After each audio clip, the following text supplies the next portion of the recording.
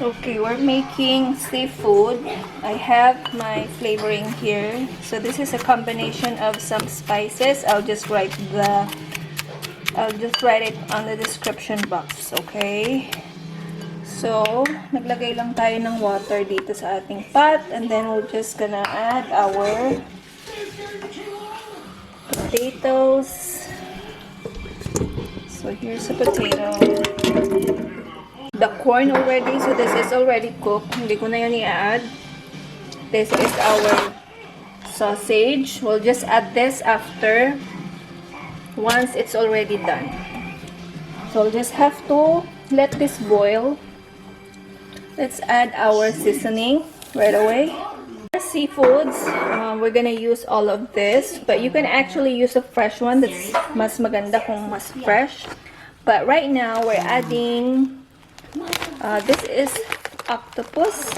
These are all frozen. We have some mussels or tahong. This is already fully cooked.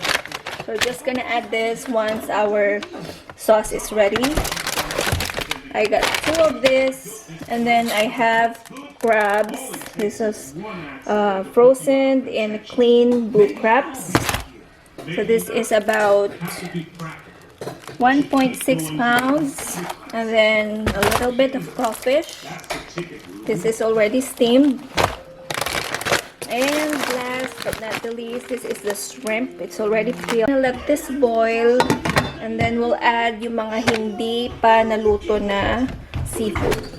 Add our seafood and our Cajun boiling Cajun flavored seasoning. Now let's make the buttered sauce. We're gonna need 2 sticks of butter, like 2 cloves of garlic, the whole garlic, and then we just chop it or mince or blend into very small pieces, and a little bit of paprika, and that's it. So the butter with the garlic, paprika, like about 2 tablespoons or more than, as you wish, of paprika, and a little bit of salt for seasoning, depends on your taste, of course. We're just gonna add our shrimp once it's ready. Also add cayenne pepper and other seasoning if you want, but right now this is all what I have here in the kitchen, so we're just added. Ang importante lang is yung butter, of course, and the garlic. So that's the most important thing for me in making this kind of seafood recipe. This octopus or chopped octopus is already cooked, so no worries. We're just gonna add our shrimp. So this shrimp is already added, so it's half cooked. Shrimp really cooked very fast. I'm adding the sausage. This is already cooked for flavoring. And then I am gonna add our corn as well. You can add other flavorings. You could add spice like hot chili flakes if you would like to. But right now I'm just gonna stick with this. I don't want it too hot because I'm gonna be bringing it for a holiday or for a party. So I don't know if some guests prefer to eat unspicy or not spicy food, so this is good right now. The paprika actually hindi siya ganun kaanghang.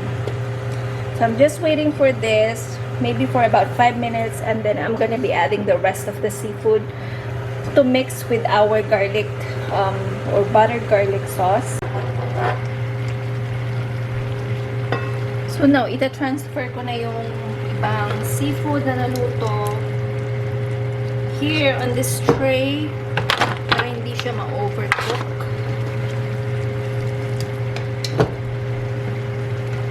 Turn the fire off a little bit para hindi ma-overcook yung seafood natin.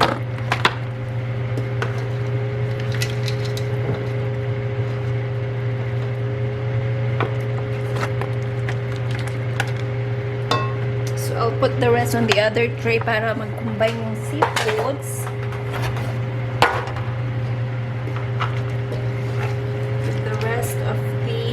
Seafood na ilalagay natin dito sa ating tray. Kasi meron pa tayong mussels or tahong aside from this, octopus, and shrimp.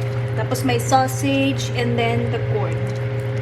So meron pa tayong potato, mussels, and then the crawfish, and then the crabs. So we're just trying to combine them para mixed.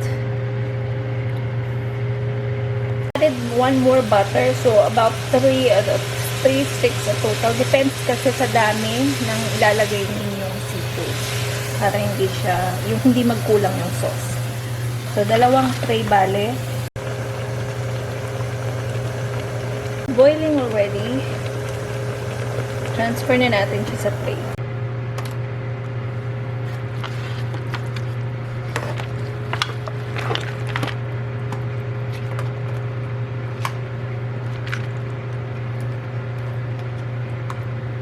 Alright.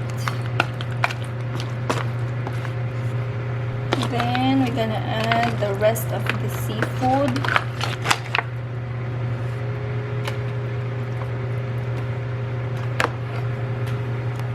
Don't forget to add yung mga remaining na sauce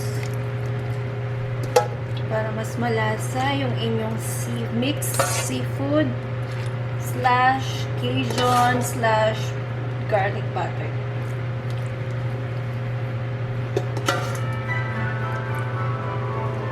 Ayun na.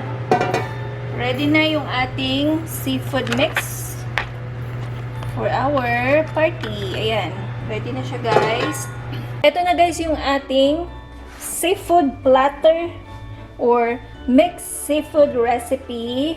Sana ay nag-enjoy kayong panoorin yung ating video and at the same time, may natutunan kayo na recipe for today. See you all again next time for another video. Bye!